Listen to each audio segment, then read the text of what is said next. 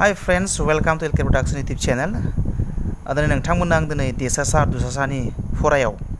evaluationआव दुसासाखौ बोरै दिहुनो देसासाखौ बोरै दिहुनो आरो बिसोर मोननैजों माबायदि सानखान्थिनि जेंना एबा प्रब्लेम फैयो बेखौ आं देखायजोबबाय। दिनै नोंथांमोननो आं कनसेप्ट होनो नागिरदों बै बोखावखोन्दो अनजिमाफोरनि देसासा आरो दुसासाखौ बोरै दिहुनो। बोखावखोन्दो माने नैबायदिनिया 10 बाहागोनि 5 15 बाहागोनि 2 दाइन बाहागोनि 10 बाहागोनि 8 बेबायदि बोखावखोन्दो बेफोरखौ बोखावखोन्दो होनना बुङो। दा बोखावखोन्दो अनजिमाफोरनि देसासा आरो दुसासाखौ बोरैहाय दिहुनो भेरि सिम्पल। हमनानै ला बेबायदि बोखावखोन्दो अनजिमानि देसासा दिहुननांगौबा नैबे फर्मुलाया देसासा समान देसासा दिहुननांगौबा सायाव देसासा आरो सिङाव दुसासा नैबायदि थारमाने दुसासा बाहागोनि देसासा मिथिगा देसासा दिहुननांगौबाथाय दुसासा बाहागोनि देसासा थारमाने जुदि 10 बाहागोनि 5 15 बाहागोनि 10 बाहागोनि 8 बे बोखावखोन्दो अनजिमाफोरनि देसासा दिहुननांगौबा नै सानि बोखावखोन्दोफोरनि नैबे सानि 5 2 8 नि देसासाखौ दिहुननानै फाथिबानो आरो सिंनि 10 15 10 नि दुसासाखौ दिहुनबानो जाबायनो आरो सिम्पल। दा हमना ला दुसासा दिहुननांगौबा एखे नै बोखावखोन्दो अनजिमाफोरनि दुसासा दिहुननांगौबाबो एखे दुसासा दिहुननो होयोबाथाय मिथिखा फर्मुलाया नैबे देसासा बाहागोनि दुसासा थारमाने नैबायदि बोखावखोन्दो अनजिमाफोरनि दुसासा दिहुननो होयोबाथाय गिबियाव नै सानिखौ दुसा दिहुनना लाग्रोनांगोन सानिखौ दुसा दिहुननांगोन आरो सिंनिखौ देसासा दिहुननांगोन होमबानो सिम्पल। फाय जों दाना एग्जाम्पल लानोसै एग्जाम्पल लायोबाथाय रोखा रोखा बुजि मोनगोन भेरि सिम्पल। दाना फै जों बिदिन्थि लानोसै माखासे एबा एग्जाम्पल बोखावखोन्दो अनजिमानि देसासा आरो दुसासा दिहुननाय। दाना जोङो फार्स्टआव देसासा दिहुनगिरि हमनानै ला 7 बाहागोनि 6 14 बाहागोनि 5 आरो 2 1 बाहागोनि 10 बे बोखावखोन्दो अनजिमाफोरनि देसासा दिहुननांगौ। दाना बै बोखावखोन्दोफोरनि देसासा दिहुननांगौबा सिम्पल दाना नै फर्मुलाखौ लाबाय जों नालानै देसासा दिहुननांगौबा नै सायाव नै सा जायोनिया नै देसासा बाय दुसासा थारमाने नै सानिखौ जुदि 7 बाहागोनि 6 14 बाहागोनि 5 एबा 21 बाहागोनि 10 बै बोखावखोन्दो अनजिमाफोरनि देसासा दिहुननांगौबा नै सानिखौ देसासा दिहुनबानो आरो नै सिंनिखौ दुसासा दिहुनबानो बिनि एन्सारा जाबायनो आरो देसासा दिहुननाय जाबायनो आरो। दाना होमबा जोङो फर्मुलाया नैबे ना जुदि देसासा दिहुननो नालाय 7 बाहागोनि 6 14 बाहागोनि 5 आरो 21 बाहागोनि 10 बे अनजिमाफोरनि बोखावखोन्दोफोरनि देसासा दिहुननो नालाय होमब्ला जोङो नै सानि 6 5 आरो 10 बेनि देसासाखौ दिहुनना लानांगोन नै सायाव होमबा देसासाखौ दिहुनना लाग्रोनोसै। देसासा दिहुननाय नियमखौथ' आं देखायखाबाय जुदि बुजि मोनाखैबा सोरबा बै आंनि सिगांनि पार्टफोरनि भिडिअखौ नायदो नङाबा सिङाव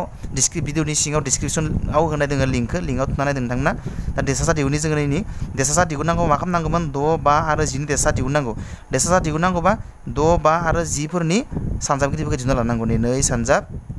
3 दिहुनगिरि 6 नि सानजाबगिरि 2 सानजाब 3 दाना 5 नि सानजाबगिरि 5 नि सानजाबगिरिया मा 5 सानजाब 1 दाना 10 नि सानजाबगिरिया मा 10 नि सानजाबगिरिया 2 सानजाब 5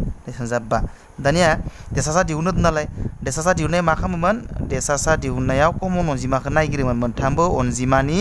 सानजाबगिरिफोरनि कमन अनजिमा। दाना नैया बेयावल' दङ बेलेगाव 2 दङ नैयाव दङ खिन्थु नै गेजेरनि मोनसे गैया बेखौबो लानो हाया। होमबा दानिया 3 नैयावल' दङ नैफोराव गैया बेखौबो लानो हाया। 5 नैयाव दङ दा नैयाव गैया लानो हाया। होमबा दानिया एख' मोनसेबो अनजिमाया मिलायाबा मिथिखा बेबायदि अनजिमाफोरनि देसासाया सेयानो जायो मानोना सेया जेरावबो कमन दङ होननाया जोङो लानो हायो बेबो से दाना मोनसेबो कमन मिलायनाय गैया नालाय दाना सेया नै सेखौनो लानो हाबाय जोङो सेया कमन मानोना नोङो सेया सबनिबो सानजाबगिरि जानो हायो बियो 2 सानजाब 3 सानजाब 1 6आनो 5 सानजाब 1 थ' 5आनो 2 सानजाब 5 सानजाब 1 10आनो जायो ओंखायनो होमबा बिनि देसासाया से। होमबा दाना मा जाबाय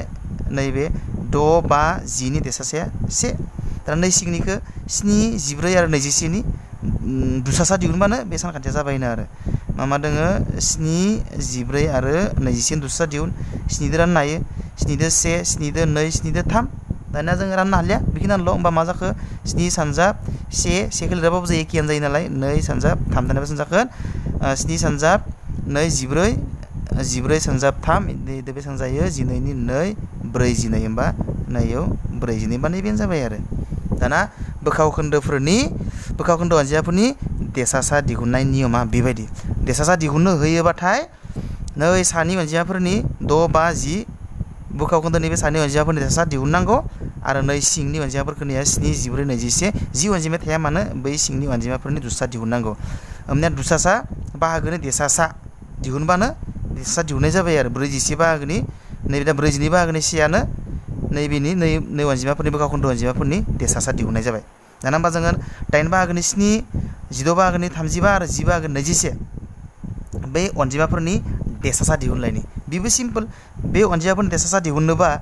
नै सानि अनजिमाफोरनि देसासा आरो नै सिंनि अनजिमाफोरनि दुसा दिहुनबानो जाबाय आरो दाना हमना ला नै दिहुननि होमबा जों देसासा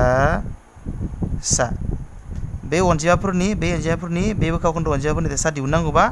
गिबियावनो नै सानि अनजिमाफोरनि देसासाखौ दिहुनना लाग्रोनांगोन देसासा दिहुननिसै ना देसासा दिहुननायनि नियमाखौथ' मिथिखायो नै दिहुनगिरिखौ सानजाबगिरिखौ दिहुनना लानांगौ 7 सानजाब 1 35 फैलायबाय दाना 35 नि सानजाबगिरिया मा 7 सानजाब 5 आरो 21 नि सानजाबगिरिया मा 21 सानजाबगिरिया 7 सानजाब 3 देसासाया मा जाखो होमबा देसासाया मा लायोमोन मोनथामावबो थानाय मोनसे कमन अनजिमा होमबा इयावबो 7 दोङो होमबा बेनि देसासाया 7 होमबा नैया 8 बाहागोनि 7 16 बाहागोनि 35 10 बाहागोनि 21 आव नै सानि अनजिमाफोरनि 7 35 आरो 21 नि देसासाया मा जाखो 7 जाबाय दाना नै सिंनि अनजिमाफोरनि 8 16 आरो 12 नि दुसा दिहुनबानो बे बोखाव खोन्दोफोरनि देसासा दिहुननाय जाबाय आरो देसासा दिहुननो होयोबाथाय बे सानिखौ देसासा दिहुननांगोन सानि अनजिमाफोरखौ आरो नै सिंनि अनजिमाफोरखौ दुसा दिहुनबानो बै बोखाव खोन्दोफोरनि देसासा दिहुननाय जायो दाना होमबा जों सिंनि अनजिमाफोरखौ दुसा दिहुनसै 8 16 आरो 10 मा जायो 2 दोननोसै 4 नैबे 8 नैबे 5 दाना 2 2 4 आरो 5 आरो थांबावगोन 2 1 2 नैबे 5 दाना मा जाखो 2 1 2 3 4 2 2 मोनथाम 2 2 मोनथामखाय मोनसे मोननै मोनथाम मोनब्रै 2 2 1 2 3 4 आरो सानजाब 5 दाना मा जाखो 2 सानजाब 2 सानजाब 3 9 ओमफ्राय थिंगाल 10 समान 80 होमबा नै 8 16 आरो 10 नि दुसासाया 80 होमबा 8 बाहागोनि 7 16 बाहागोनि 35 आरो 10 बाहागोनि 21 बै बोखाव खोन्दोफोरनि देसासाया 80 बाहागोनि 7 दाना बेयो थांबाय देसासा दिहुननाय दाना जोङो दुसासा दिहुननि बै बोखाव खोन्दो अनजिमाफोरनि दुसासाखौ बोरै दिहुनो दाना दुसासा दिहुननायाबो सिम्पल दहायनो फर्मुला खानायखाबाय जोङो दुसासा दिहुनबाथाय दुसासा दिहुननांगौबा नैबायदिमोननिया दुसासा दिहुननांगौबा सानि अनजिमाफोरखौ दुसासा दिहुननांगौ आरो नै सिंनि अनजिमाफोरखौ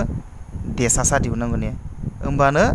नै बोखाव खोन्दो अनजिमाफोरनि दुसासा दिहुननाय जाबाय आरो होमबा दाना जों नायनोसै दाना जों दुसासा दिहुननायसै निया सिम्पल दुसा दिहुनसै जों नै बोखाव खोन्दोफोरनि दुसासा दिहुनबा नै सानि दुसा दिहुनना लाग्रोनांगौ होमबा नै सिंनिखौ देसासा दिहुनबानो जाबायबा माने दुसा दिहुनगोन नैबेनि मानि दुसा दिहुनगोन जोङो 16 4 आरो 32 नि दुसाखौ दिहुनना लाग्रोनि माने लिरगोन जोङो नैखिना बोरै खालामना लानोसै 2 थाङो 2 8 2 2 2 16 आरो 2 थाङो 2 4 2 1 2 8 आरो 2 थाङो 2 2 1खौथ' लिराबाबो जायो एखेसो भेलु एसे सानजाबाथाय ओमफ्राय दाना 4 आरो 2 थाङो 2 1 आरो 2 दा थांलिया खैथा 2 जाखो 1 2 3 4 5 मोनबा 5 सानजाबनोसै 2 सानजाब 2 4 ओमफ्राय नै 4 सानजाब 2 8 2 सानजाब 2 4 4 सानजाब 2 8 8 सानजाब 2 16 सानजाब 2 32 होमबा नै 16 4 आरो 32 नि दुसासाया बेसेबां जाखोमोनलै 2 सानजाब 2 4 4 सानजाब 2 8 8 सानजाब 2 16 16 सानजाब 2 32 दाना होमबा दाना 8 बाहागोनि 16 6 बाहागोनि 4 आरो 16 बाहागोनि 32 नि दुसासा दिहुननो होनायखाय सानि अनजिमाफोरखौ दुसा दिहुनना लाबाय नै सिंनि अनजिमाखौ देसासा दिहुनबानो जाबायनो आरो दा जों देसासा दिहुननि मानिखौ दाना 8 सानजाबगिरि दिहुनसै जोङो 8 2 सानजाब 2 सानजाब 2 8 सानजाबगिरि ओमफ्राय 6 नि सानजाबगिरि 6 निया 2 सानजाब 3 ओमफ्राय 16 नि सानजाबगिरि 2 सानजाब 2 सानजाब 2 सानजाब 2 दाना देसासाया मा जायो देसासाया मा मोनथामावबो थानाय कमन अनजिमा 2 दोङो मोनसे लानो हाबाय नैया 2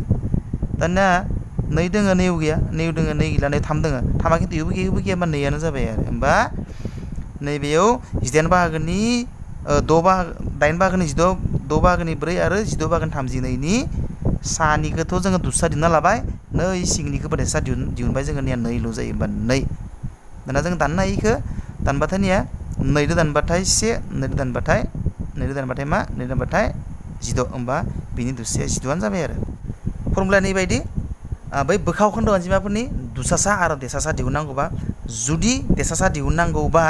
बै बोखाव खोन्दो अनजिमाफोरनि नै सानि अनजिमाफोरनि देसासाखौ दिहुनना लाग्रोनांगौ बिनिफ्राय सिंनि अनजिमाखौ दुसासा दिहुननांगौ